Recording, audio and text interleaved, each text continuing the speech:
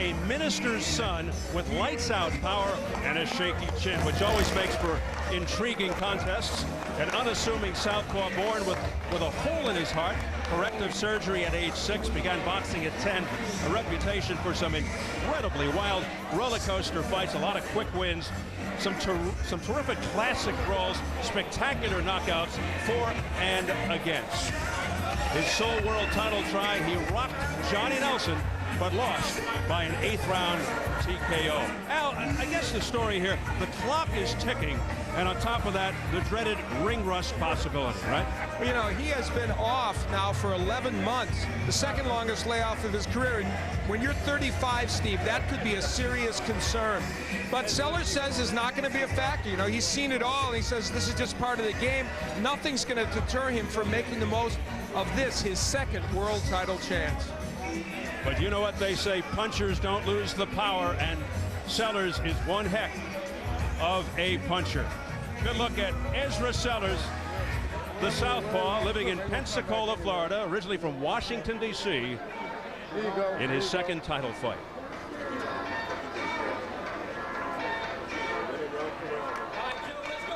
And in his world title debut, powerfully built Kelvin Davis, a Mike Tyson look-alike, complete with the facial tattoo. Only Davis's came first. Davis emulates Tyson down to his profanity-laced press conferences. A former high school running back, guided into boxing by legendary referee Mills Lane. His claim to fame may have occurred in a fight that won't appear on his ring record. On the last day of Etienne's sparring, he knocked Clifford out cold before that bout with Tyson, which almost KO'd the fight. The feisty Davis felt he was disrespected by Etienne's camp because of his size. And Al, though small in stature, ironically, a former heavyweight. How has the cruiserweight division suited him? You know, he was undefeated as a heavyweight for 3 years. He's only 4-2 in the cruiserweight division, but the competition he's faced in the cruisers has been much better than the heavyweights. So with his body type at 5'7", I think this is a very good division for him, and I think it's one in which he could flourish. Well, he may be short, but he compensates with toughness. How many guys would go to other schools to seek out fights as a kid after he took care of business in his own school? That's tough. I did that. You often told me about that, and I'm believing every word of you as we slot classy Jimmy Lennon Jr.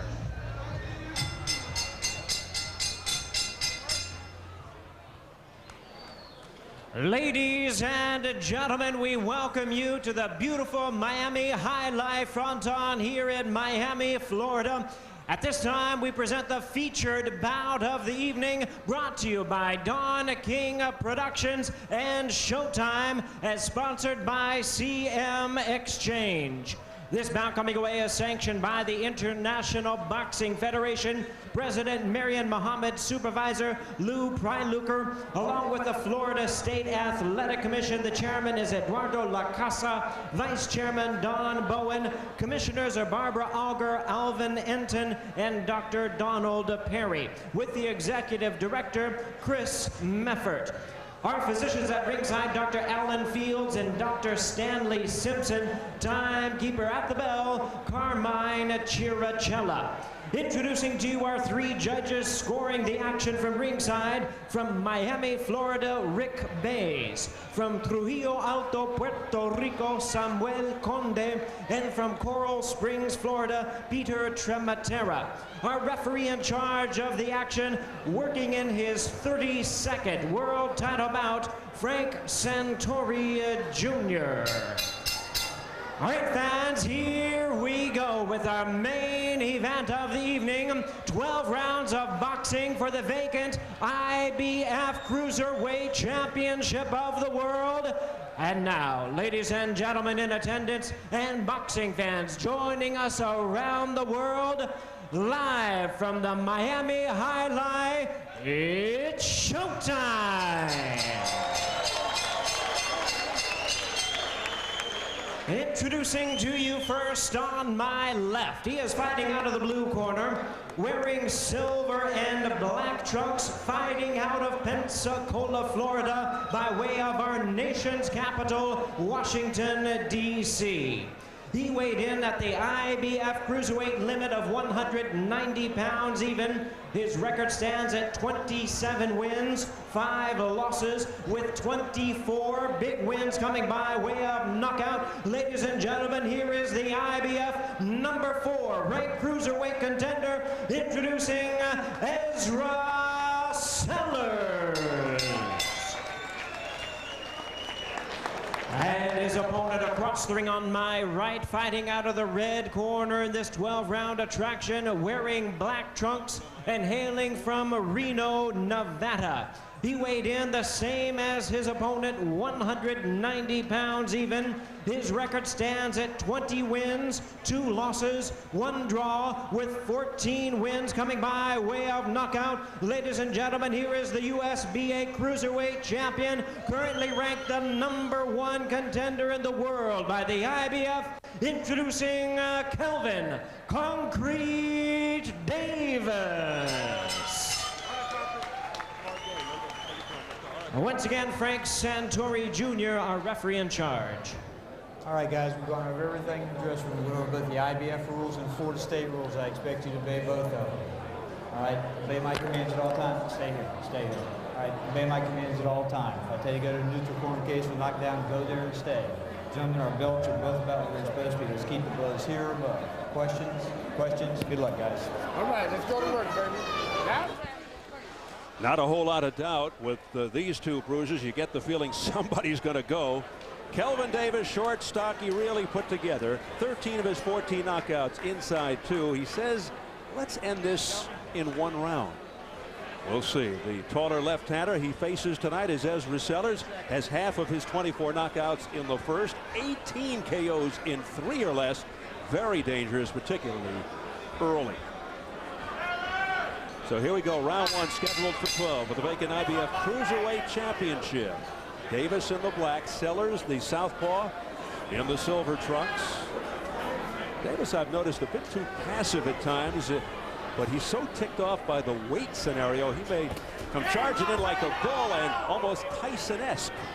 Yeah, he has to be concerned about being too aggressive and forgetting that jab as he comes in.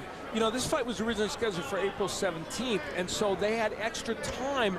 Sellers pointed out to us that he literally had to take a week off. When that happens, the older fighter is in more danger of overtraining, so it might be a small issue with Ezra Sellers. Davis hunting for the body, and with Sellers, yes, he is 35, 10 years older than Davis, hasn't fought since last June. Stamina has been an issue, so the longer this fight goes, the better it is for Davis.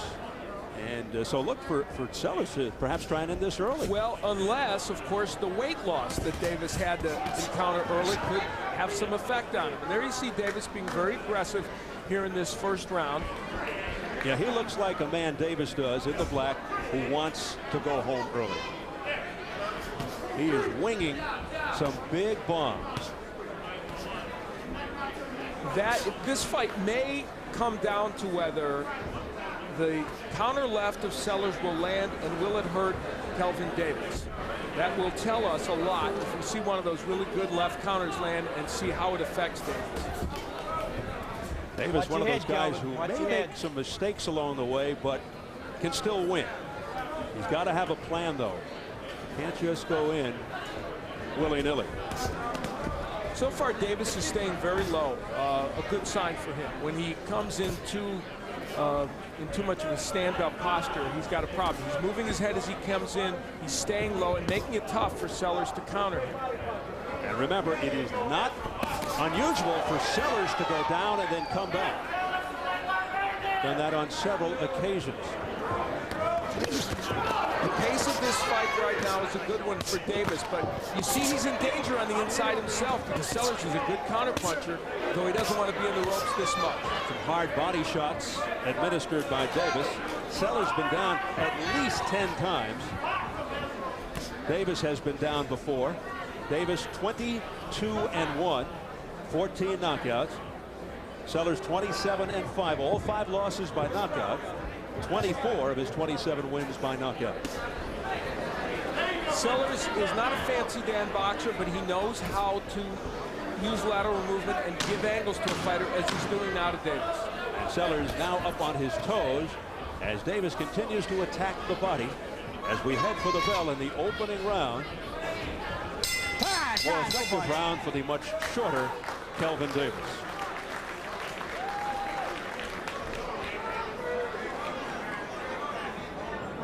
Give me that water jug. Or wipe. Give me a little water. I like the patience, man. I'm saying you're looking smart. I'm saying, remember your little faint up there. Give me a deep breath. A little water in my mouth.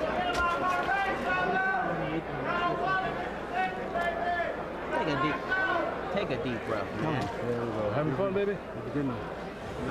Kelvin Davis is a very good body puncher, and if you retreat to the ropes against him, he will throw combinations to the body.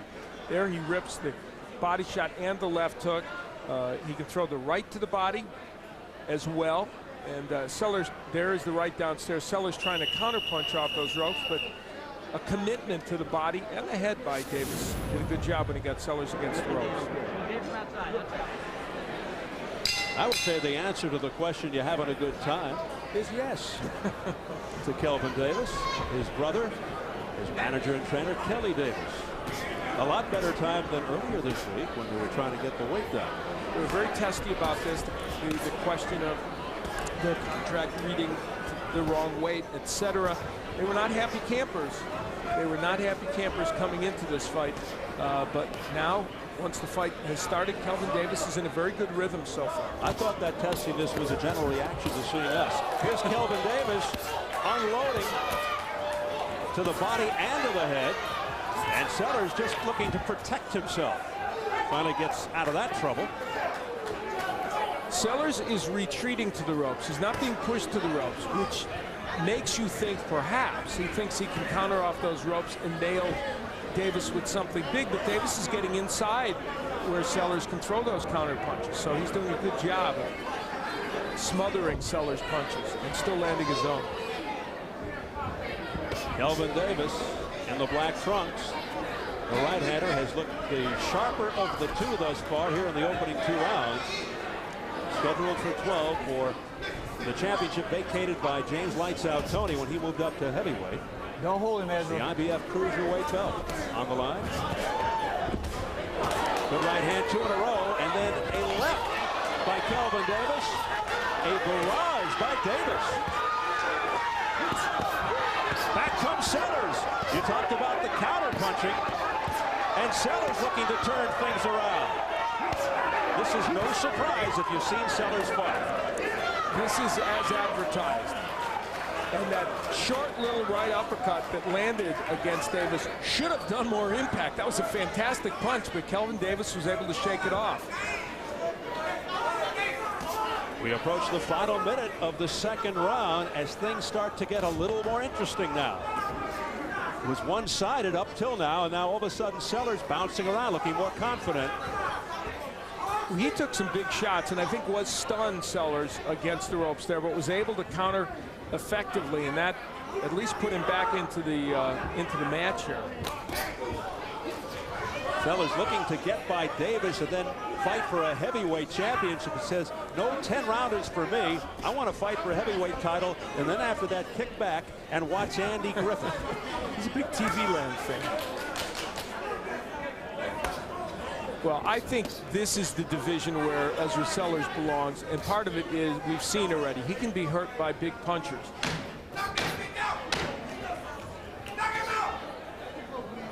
The thing's settling down just a bit after a rambunctious first round. Davis looking to finish fast.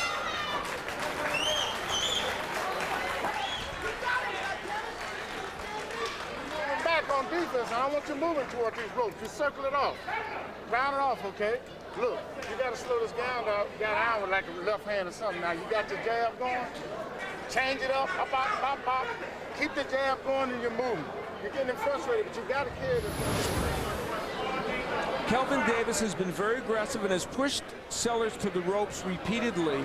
That clubbing right hand pushed him back, and you see Davis not content to just throw one punch at a time. He is mixing in those left hooks with the overhand right. Remember, we said before during the keys to victory, the overhand right would be an important weapon for Davis. There's a fantastic right uppercut that landed by Sellers. You see he keeps his head about himself and is able to counter off the ropes. And toward the end of the round, same posture with Davis coming in and landing again one of those right hands. That right hand. One thing you cannot deny about Brad Sellers, he is physically strong. He can take a lot of punishment. He also has tremendous heart and very good recuperative powers, but courage and bravery are not issues with Brad Sellers wearing the silver.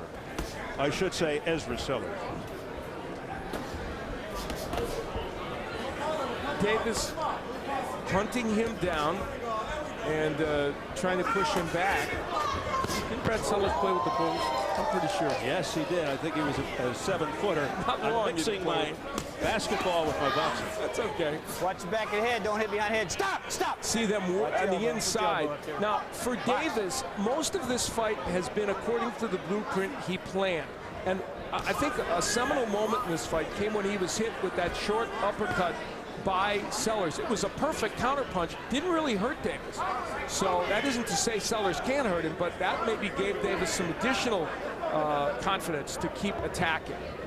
Once again, Davis looking to hunt down Sellers. A lot easier when you just call him by his last name. There, exactly. I think you've hit on something.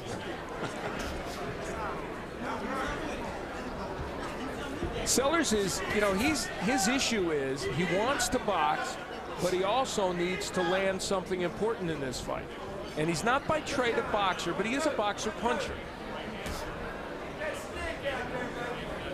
Davis has started his career as a smallish heavyweight. All he has known to this point are marginal titles, going for the big prize here. But he is a former USBA cruiserweight champ. One of the few respected regional belts. As Davis once again pours in on Sellers. But then Sellers extricates himself quickly. You know, if Davis is going to continue to throw that looping right hand, it is going to be incumbent on Sellers to make him pay with the straight left, Steve. He's letting Davis wind up with that right and not trying to counter it. And that's a very bad sign for Sellers. He needs to do that. There it is, and he doesn't pay for throwing it and lands it. What an uppercut by Sellers.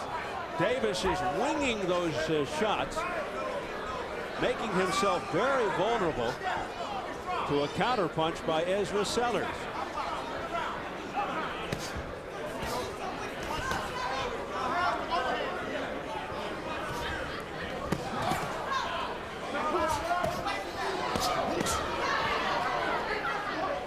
Davis continues to hammer away. He has been the aggressor for most of the fight. Sellers has been on the receiving end, just sort of waiting for his moment. We'll see if that comes.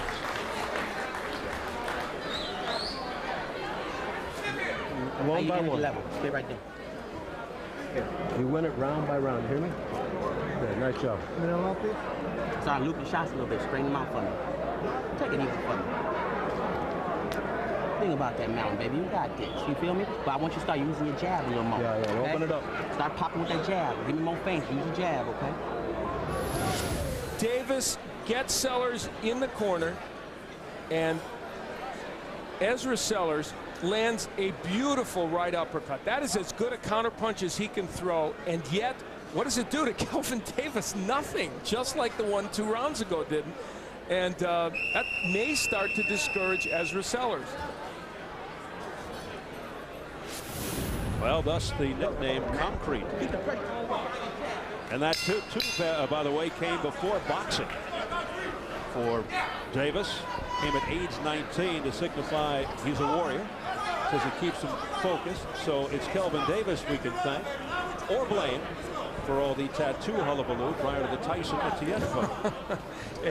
He says Tyson just copied his idea. Yeah, one thing's for sure, Al, the tattoos took a lot longer to get than that fight, which was 49 seconds in length. You know, Sellers has got a bead on landing that right uppercut. He landed it again, but he cannot hurt Davis with it. Now, he may do it in the next 3 or 4 if he lands him, but Davis has to be aware of that. Davis, an admirer of vintage Mike Tyson, not the latter-day Mike Tyson, the one with all the head movement and the speed. And we're seeing some pretty good head movement here from Kelvin. Right hand just missed by Davis. Davis still winging the right. The previous one kind of glanced off the head of Sellers. He had landed a good one early in the round. This is a little better round for Ezra Sellers. He's landing a little bit more as he moves and avoiding the shots of Kelvin Davis a little bit more. And we have to look at Davis as this fight goes on. If, in fact, as he claims he had to lose 8.5 pounds in the last couple of days, he said 24 hours, it was more like 48. But the fact is, he did lose some weight. There's no question about that. The question is, we just don't know how much. They're contending it was 10 pounds, which would be a lot in just a couple of days. There's the overhand right again by Davis. It's become, as we suspected it might, a very important punch for him in this fight. Davis again coming in. Davis with almost no amateur experience, which has to work against you in many ways. More work for your trainer. His brother Kelly has done a very good job in trying to contain Kelvin's punches more, trying not to win as much as he used to in the past. Punch wide. Leave it out there if you got to take it. The last time he faced the lefty, Reve Springs, he lost a 10-round decision. That was in August of 2002. He had hurt Springs early, but had trouble dealing with the lefty style. He's doing better tonight. He should have fought that fight more from close range as he's coming in on Sellers here. Now that jab starts to pop by Sellers. Sellers being extremely cautious. Good right hand by Davis, and down goes Sellers. 4, 3, 4, 5, 6, 7, 8. Oh, he's in trouble. Okay. Okay. They're going to continue. Once again, Sellers lucky that it came late in the round. He got up at 8. Deep breath, deep breath. Deep breath, sit up straight, sit up straight. Get the towel, get the towel. Right a little bit. Get a deep breath. Get your composure, man. Get your composure, look at me. Count to 5 for me. Take your time. The aggression of Kelvin Davis paid off as he again sent Sellers against the ropes. There was the right hand that hurt him. That had been a great weapon, and down goes Ezra Sellers. He was so mad at himself. You see the distress. He was mad at himself for being hit with that right hand and getting hurt, and almost didn't beat the count. Ready for your close-up, Mr. Sellers. The camera right on top of him. He got smothered. Davis suffocating Sellers towards the end of the round as we enter round 5. Here comes Davis, looking to end it here in the 5th. Jumping on Sellers. Relentless attack. Back comes Sellers with a right hand. But Davis undaunted.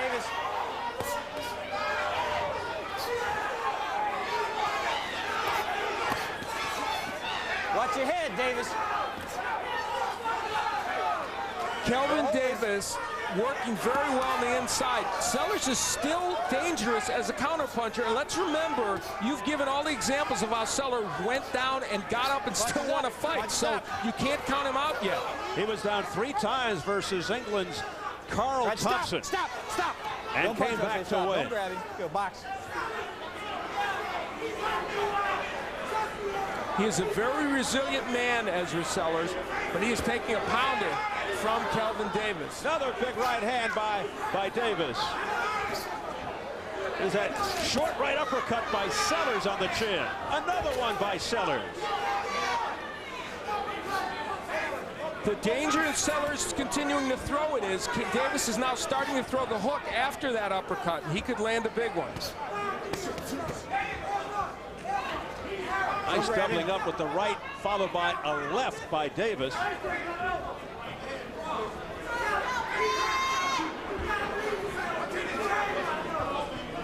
almost as if Sellers is inviting Davis in. There's a big right hand upstairs by Davis, a right uppercut on the inside. Body shot by Davis with the right. Let him go. Ezra Sellers is pinning everything on landing one of those right uppercuts and making it count to the point of hurting or knocking Kelvin Davis out. The danger in that strategy is he's landed a number of them. A bad cut. Looks like over the right eye of Ezra Sellers. Now the left eye, both. I see blood around both eyes. There is blood around both, but the left one is really a problem. And Davis continues to wing big punches. He punches up a little bit. And one of the impressive things about Kelvin Davis right now is he is not ignoring the body work, which is an important element of what he should do right here to further slow Sellers down. There's blood streaking symmetrically down around both eyes of Sellers right now. Left hooks, rights. Sellers being pummeled here. Hold for a minute, Kel. Look out, okay, right there. Give me one on this side, Doc. Rest his mouth out, Alfred. Take it. Stay tight. Oh, your head back on that cushion. You got some Vaseline, Doc? Okay, you okay, baby. You got a little cut here, but we're going to work with it, okay? Give me some Vaseline. Well, Alton Murkison, the understatement of the year, a little cut. This, we believe, is where the cut happened, and I think it is a right hand that glanced off the side of the left eye of Sellers, and that, after this, the blood will begin to flow. And that was yet another problem for Sellers in a match. And you see the blood in which his problems continue to mount.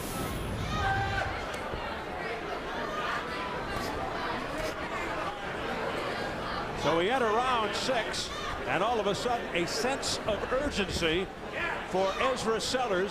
Cuts on both sides. Also has a lump developing around the eye.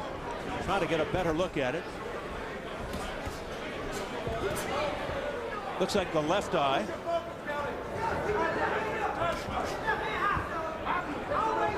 Right on the eyelid.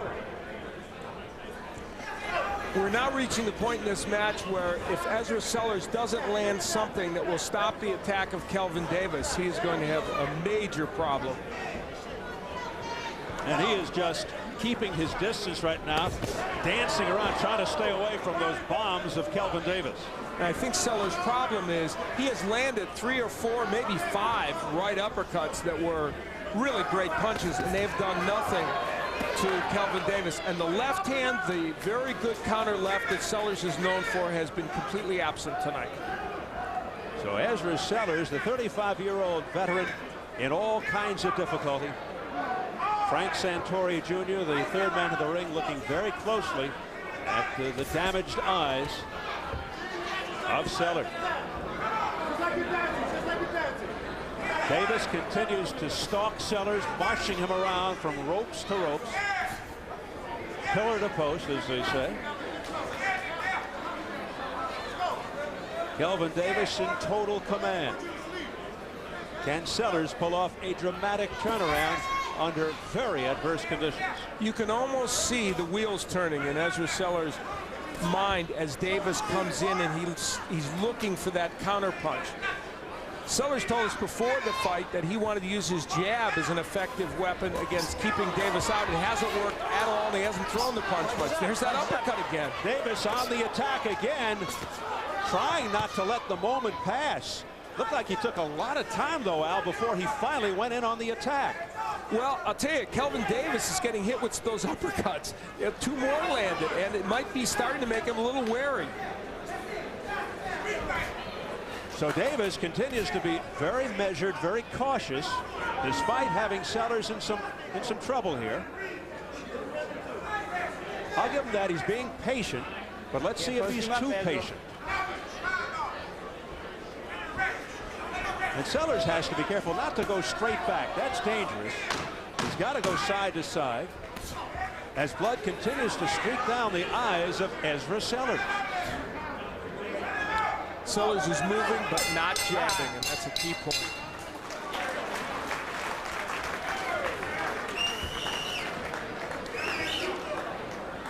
I'll get this side, Doc. Okay. Come on, work between me. Work between me. I got you. Close your eyes. Close your eyes. Lean back on the pad. Take deep breath. Deep breath. Low water. Just let it run on your chest. Let it run on your chest. Just spit it out on your chest. You okay? All right. Deep breath. Deep breath. You okay? Hey, look. I want you to continue to do that, but you got to pop it with that left hand every once in a while. Keep leaning back, relaxing. Just listen. You ain't got to look at me. Okay? What I want you to do is I want you to keep that jab going. Put some snap on it, though. Give me some mixed power on it. Yes, sir. Okay? You got me? Yes, sir. Vaseline, Doc, on your hand. I got it. I got it. Take a shot. Take a shot. We coming, man. Mouthpiece in. The worst of the two cuts is over the left eye. Ezra, stop posting him up now. You can't hold it. You got to pop it. You can't hold it out. For more on the situation, let's check in with our Jim Gray. Jim?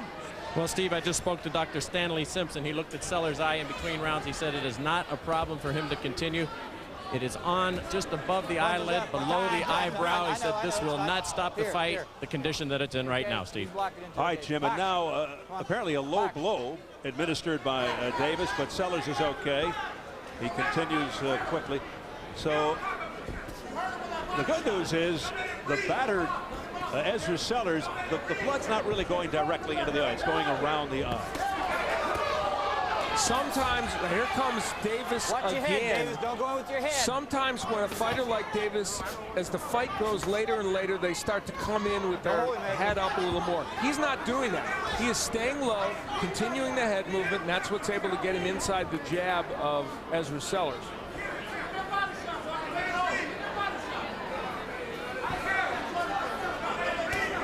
Sellers so inactive when Davis comes in. There's the jab that Alton Murkison, who, by the way, you may recognize, also is the trainer of Roy Jones Jr., that he's been asking for from Sellers.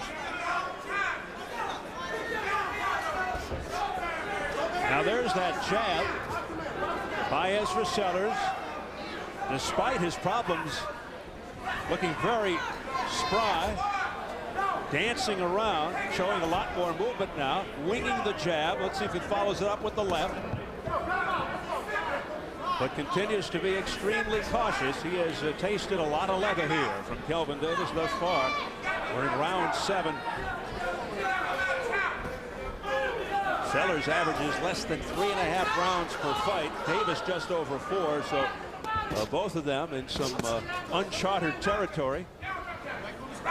Good work right there by Kelvin Davis. And again, he let Sellers land another uppercut. This was a left uppercut. It just didn't daunt him, and he continued to wing those right hands. There's the left hand missing again by Sellers.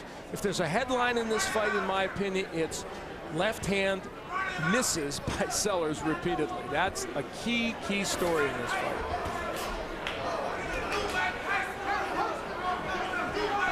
.5'7", Kelvin Davis, winning just about every round here. We're at the halfway point. I forgot to ask you, unofficially, what do you think? I've given every round to Kelvin Davis, and of course the 4th round was a 2-point round. So I had it 60-53 after this last round. Davis scoring the knockdown that round, towards the end of the round, just before the bell.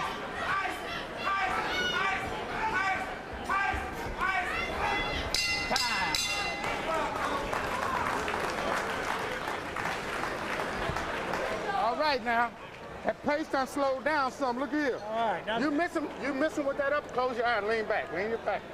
You missing with that uppercut. Turn it into a hook, man. Turn it into a hook. The uppercut ain't landing. Okay? You got a sit pattern in your movement. You can't have no sit pattern just moving the same way all the time. Mix your pattern up. And when you switch up, drop some power off when you're coming out of there, okay? Yes, sir. You got me? You're doing good. You're doing good, but you got to pick it up to win this fight, baby. You know that. We done got through the worst part. Round 8. He reaching for you now, okay? Keep your head back so I can get some pressure on here. Vaseline, Doc. Let me see you box now, baby. Okay. Kelvin Davis, on top of administering a legal punishment, sent that punch a little low. It was really on the borderline, but maybe straight a little bit low, and he got a warning for it. Now some food for thought. Although Davis is clearly ahead after 7, he does not have a knockout after the 7th round. And of course, we must go back to the fact that he did have to lose some undetermined amount of weight in the last couple of days. Will that sap his strength at all? The IBF weighed them this evening, and they both came in at 196 pounds. Now remember, he had to lose weight to get down to the 190-pound limit at the weigh-in the other day. Good left hook by Kelvin Davis. Davis once again trying to get Sellers out of there. They believe, Alton Murchison said, he's reaching for you. I don't think he's doing it any more than he did early in the fight. Davis is squaring himself up to Sellers when he tries to hold that right hand, but Sellers is not landing it as the press row scoring. Armando Aguilera from FightNews.com, Elisa Harrison from BraggingRightsCorner.com, Santos Perez out of the Miami Herald. No surprise there. Davis is giving Sellers a perfect opportunity to land the straight left when he squares himself up. So look how he's squared up there. Sellers is simply not throwing that punch.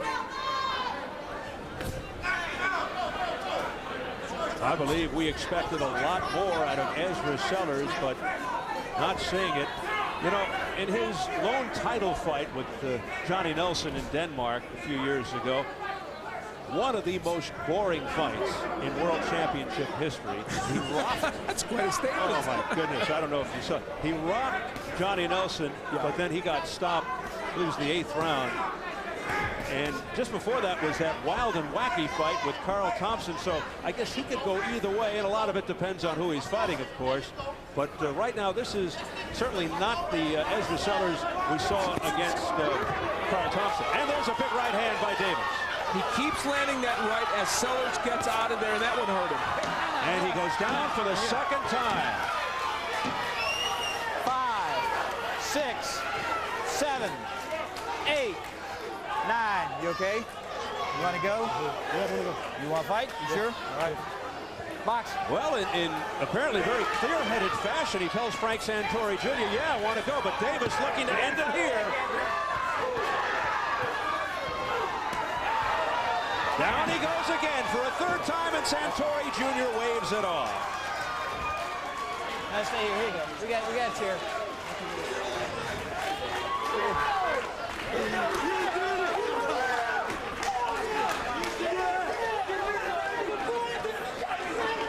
Kelvin Davis in emphatic fashion.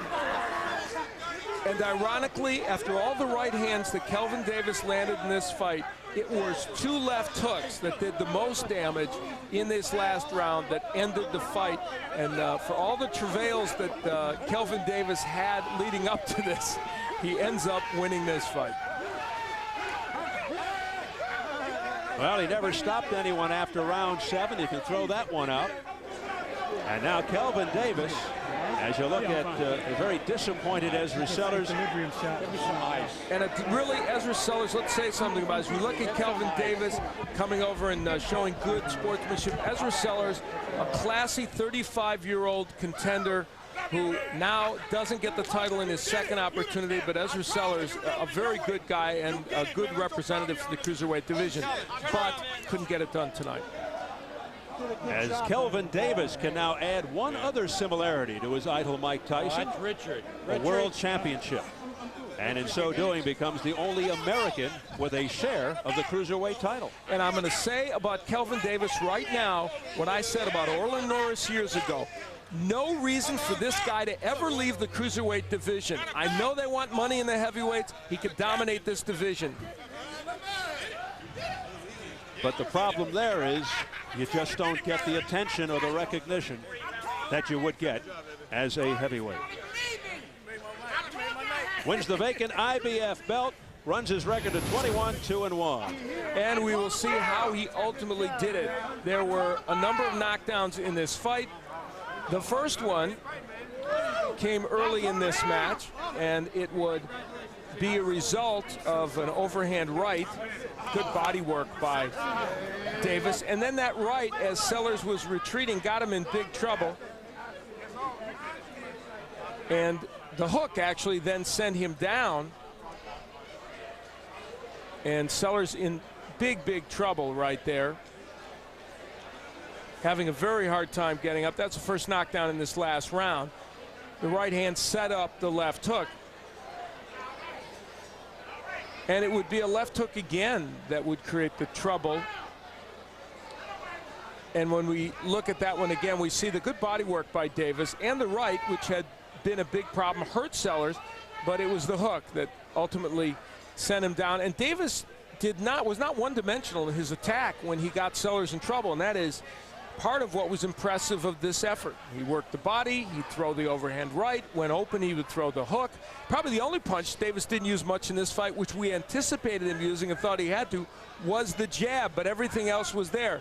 Then the second knockdown of the round that would spell the end for Ezra Sellers. Winging those right hands, but it was the clubbing left hook, just as it had been earlier in the round, that sent Ezra Sellers down. The referee had seen enough, despite the fact that Sellers was making an effort to get up, and the power of Kelvin Davis, ultimately too much for the 35-year-old veteran. Punishment combined with stamina issues leading to the end here. I mean, the guy looked exhausted as well as being pummeled. And you know he was in trouble when Davis threw 3 straight right hands and missed them, and Sellers did not throw one counter punch.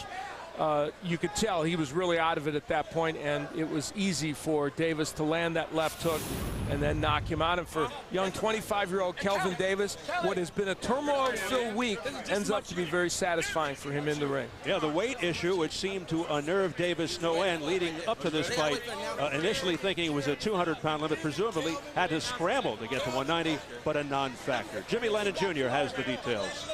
Jimmy?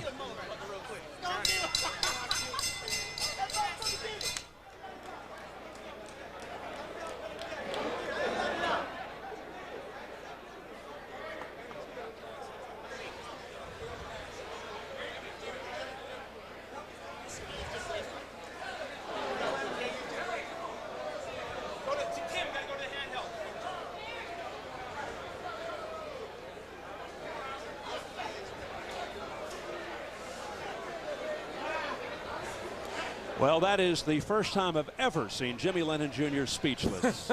Obviously a problem with the house microphone. Poor Kelvin Davis.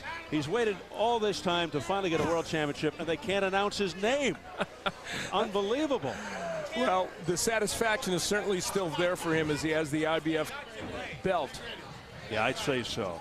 He's patiently standing by, big smile on the face of Kelvin Davis, understanding the problem. Now let's see if Jimmy's set now.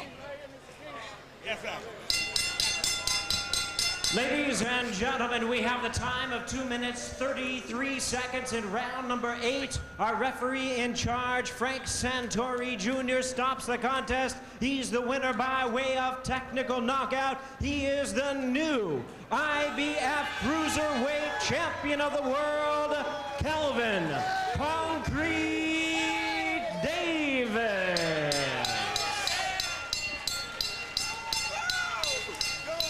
Well, a guy who didn't have a lot to smile about in the days leading up to this fight has plenty to smile about now. It's going to be interesting to see if he says he's going to stay at cruiserweight or move up to heavyweight, which means he can be whatever he wants weight-wise. And we're ready to get it over to Jim Gray right now. Jim. All right, Steve, thank you very much. Kelvin, congratulations to you. What's it like for you to have that belt around your waist? Man, first of all, I'd like to say thank God, because without him, it wouldn't be possible. And for my good brother, 7 amateur fights, and we made a world title. It's all the people in the world that said I couldn't do it. I mean, it's like school teachers and stuff like that, and people that when we first moved to Vegas said we couldn't do it as a team, as a brother, and we did it, you know. What's this week been like for you? You had to lose, you said 8.5 pounds in the last 24 hours. You know what? The thing is, he trained me so hard that we just didn't let that get in our head, you know. He got me on a good road work and good training, and, you know, we just stay focused. Don't let that stuff get into our head. Kelvin, you showed a lot of respect to Sellers. Did you expect a little bit more out of him? You dominated this fight. Yeah, I knew he was a vet. I mean, I boxed a fellow by the name of Arthur Williams, and I won the USB title. My first 12-round fight. I never been past 6 rounds, and they took me for a 12, and I won on the decision. And, you know, it's 2 Pensacola guys. Maybe next will be Roy Jones. Were you really? Okay. Were you surprised that you were able to catch him in the 4th round as we take a look here at the first knockdown? I don't see we'll look at ourselves for a second first. There you go. Tell us about what was going on here in the 4th round. I was just stalking him, and I seen he kept going to my right. So I set it up with the jab, and I guess he didn't respect my power, especially, I mean, the way he was, you know, he was talking in the weigh-ins. So he didn't respect my power, and I have heavyweight power. Did you know it was basically over from then, and you just didn't want to get caught? No, I didn't know it was going to be over. I just stayed patient. You know, I never take anybody lightly, even if they're hurt. He tried to knock down in the 8th, first one. He wobbly there. Yes. See, I knew he could come off with the check hook, the Pensacola special. So I just wanted to stay aware. He has a good right hook, so my brother been teaching me that the whole time we've been training. Stay away from his right hook. And then just a few seconds later, as we jump forward here at the end of the fight, what was going through your mind here? My brother told me don't listen to the crowd, to stay focused. And right there, when I was throwing that double right hand, I was thinking of Mike Tyson when he fought Larry Holmes. And I just kept doing it, and it finally worked. In a boxing sense, have you tried to pattern yourself after Mike Tyson? Yeah. And I want to say one thing. I got to first. And, you know, the thing is with Mike Tyson, let me see, what's the word I'm looking for? What's that word I always say? Inspires you. If I inspire Mike Tyson like he inspired me, hey, we can take from each other. He took my tattoo, I took the black shorts. Well, congratulations to you, Kelvin. Kelvin. Take from each other, you know. Roy Jones Jr., you want to jump up to the heavyweight? He's the heavyweight champion. He's got a fight coming up. I'm undefeated as a heavyweight, 17-0 with 14 knockouts. I just did cruiserweight for a USBA title, and I won. Well, let's bring in Don King. Don, you control the heavyweight division again, and would you now put Kelvin in the mix? Kelvin is in the mix. Kelvin was a great, great fighter. He demonstrated fighting similar to Mike Tyson, but he went out there and he did his job. He went out and fought from the very beginning to the end. He was sensational. He told me that when he came to see me, and he proved to him and his brother Kelly they're tops on my agenda, and we're going out there to fight anybody and everybody that's available. Well, since you control it, what would be your immediate plans for him? Ain't no immediate plan. Let him savor the victory right now. He didn't about no plans, but nothing else. He got the title. I want to say, my brother brought me up from ground zero, and he got me to a world title. That's saying something. He didn't go off and get some people that are already ready-made fighters. And what I want to say about Don King, I went from ESPN to Showtime main events. That's what Don King does for you. All right, well, it's good to see you. Congratulations to you on the belt. And Don, nice to see you once again. Yeah, it's just great to be back on Showtime again. I want to thank Mark Greenberg, that's my dear friend, and also Ken Hirschman and Matt Blank, naturally the chairman. But we got great, great boxing coming up in store, and I want you to know that we're going to have Julio Cesar Chavez and Randall in a sayonara, you know what I mean? Goodbye, and it's going to happen on May 22nd on TV. It should have been a long time ago. Yeah, but he's and still unfortunately, fighting. Don, we have to say goodbye, but it's yes, always I know. good to see you again. It's always that way. It's always great to see you, Jim, but we're going to have Roy Jones and Tower 2 on May 15th. So it's nothing but sensational boxing, and King Vision is going to be bringing it to you until I sit down with Mark Greenberg. Beautiful. We look forward to having you once again. Congratulations to you. Final thought. I want to say my boy died, Sean Perkins. He inspired me to get to this title. So I want to say what's up to him and his brother Derek. And hi to my mom. And look, what a great show. Kelvin and Kelly, congratulations to you both. I love you. Steve, let's go back to you. This has been great. It's like old times. Many voices in that ring, I noticed. Unbelievable, but only